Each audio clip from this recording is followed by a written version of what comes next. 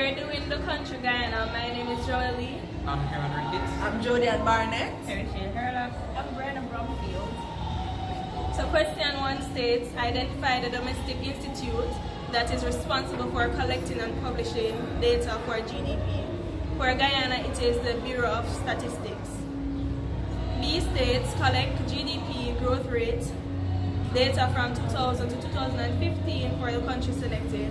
In 2000, the GDP was negative 1.3%. In 2001, it was 2.3%. In 2002, it was 1.1%. In 2003, it was negative 0.07%. In 2004, it was 1.6%. In 2005, it was negative 1.9%. In 2006, it was 5.1%. In 2007, it was 7.0%. Sorry. In 2008, it was 2.0%. 2009, it was 3.3%.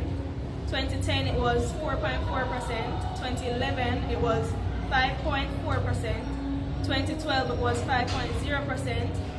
2013, it was 5.0%. 2014, it was 3.9%. And 2015, it was 3.1%. As it pertains to question T, it will be a graph which will be demonstrated in the worded document which will be sent to you via email. Question 1B and 2. Okay, so for the last question for her question, so we actually asked what was the significant increase and if there was a decrease. So there was a significant increase between 2005 and 2006, but then there was a domestic decrease between 2007 and 2008.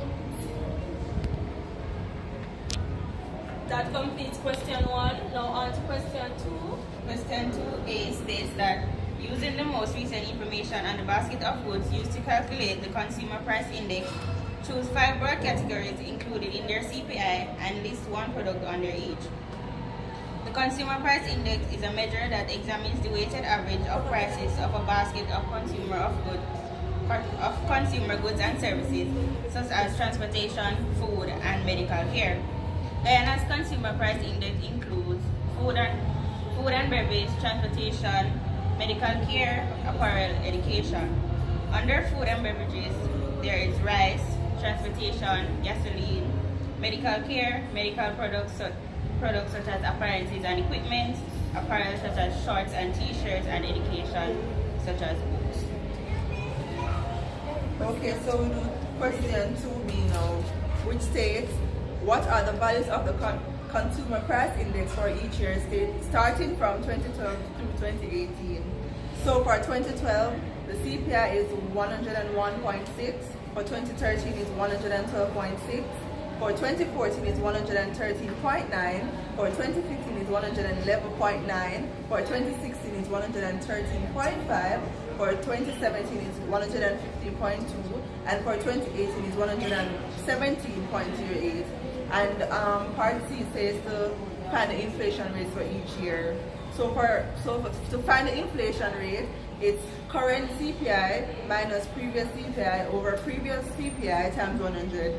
So for 2012, the inflation rate is 3.43%. For 2013 is 0.9%. For 2014 is 1.15%. For 2015 is negative 1.76%. For 2016 is 1.43%. For 2017 is 1.50%, and for 2018 is 1.63%. And that concludes question 2. Alright, so now we're on to question 3, and the first question is, it asks, what is the name of the central bank operating in the country selected, which was Guyana? And the central bank operating in Guyana is called the Bank of Guyana. Part B says, briefly discuss 2 functions of the central bank. First function is the central bank. Central bank are monetary policies and banker agent and advisor to the government. Monetary policies is a set of measurements adopted by the central bank or other monetary authority that is aimed at influencing the availability and cost of money and credit with a view to achieving specific national goals such as low, stable, and predictable rate of inflation and sustained economic growth. This also refers to the action and decision undertaken by the bank to create appropriate decisions that are in line and economic objectives in the country. In order to complete this goal, the Bank of Guyana keeps a keen view on economic development with the aim to maintain a low and stable rate of inflation, an adequate level of foreign exchange, and orderly foreign exchange market. It later then utilized a range of monetary policy tools to influence the level of liquidity in the banking system, which indirectly influences the level of interest rates and the overall demand goods and services in the economy. Second function is the banker, agent, and advisor to government. The Central Bank of Guyana operates as the government banker. As banker to the government, it makes and receives payments on behalf of the government. It facilitates short-term loans to the government to help through difficulties. It floats public loans and manages the public debts on behalf of the government. It keeps the bank accounts and balances of the government after making payouts and remittances. As an advisor to the government, it advises the government on all monetary and economic matters. The central bank also acts as an agent to the government, whereas governmental limitations on the purchase and or sales of currencies is in power. Moving on, briefly discuss two functions of the commercial bank operating in the country selected, which is Guyana. First function is the commercial banks in Guyana accept deposits from the public who have excess capital. Individuals and companies can open a bank account and make deposits. Bank must mobilize people's savings by offering interest on the deposits. This will help account holders to come to banks and help in mobilizing savings and develop a habit of savings. Bank deposits are usually of three types. These are demand deposits, time and fixed deposit, and saving deposits. Demand deposits or current deposits can be withdrawn at time on demand. No interest is paid on these deposits. However, bank in return provides some services at a very small fee or without fee. Saving deposits combine features of both current deposits and term deposits. These deposits are withdrawable on demand by check, but with certain constraints. There is no interest paid on deposits on current account. Saving deposits earn some interest. Second, the commercial bank also provides miscellaneous functions along with a variety of other functions such as provisions of safety vaults or lockers to keep valuables, rendering agency services like payment of insurance premium, electric bills, etc., providing of transfer of funds from one place to another within and outside the country, dealings in foreign exchange and issues of travelers' checks and gifts. Check. The commercial banks in Guyana also allow customers to take advantage of a range of investment products that they offer, like savings, accounts, certificates, and deposits.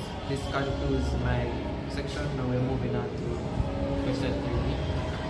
Question 3D states that over the last 5 years, what has been the main monetary policy tool used by the central bank to control money supply? The conduct of monetary policy remained focused on price stability, ensuring adequate level of liquidity in the banking system and create an enabling environment for credit and economic growth. Bank of Guyana utilized the issuance of treasury bills and foreign exchange intervention as the variable tools of monetary policy, which the reserve requirement ratio remained fixed at 12.0% and the discount rate was unchanged from 5.0%. At the end of December 2018, there was a net redemption of 56.9 million in government treasury bills issued for monetary purpose, while the bank transacted net purchases in foreign currencies of 178.2 million. In addition, the bank facilitated efficient intermediation through the issuance of notes and coins, as well as promotion of enhanced payment system operation. Monetary policy recommendations were determined within the framework of monetary programming and the evolving circumstances impinging on inflation, etc. Liquidity, condition, and macroeconomic stability. The bank's principal instrument of monetary control continued to be the auction of treasury bills at the primary market level. and to a lesser extent, foreign exchange intervention. However, the transmission mechanism of the reserve requirement ratio and discount rate is minimal or none at all, since the market is rather liquid and commercial banks really need to borrow. That concludes question 3. Okay, so we're going to go back to question 1E.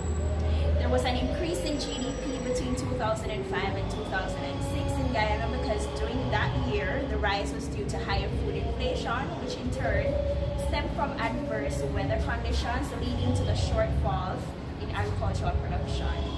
The increase bolstered from continued expansion in the mining sector in combination with recoveries in agriculture and construction. There was also an increase in exports, which led to an expansion in gold receipts and sharply lowered the mechanized goods deficit. And that completes our presentation on that.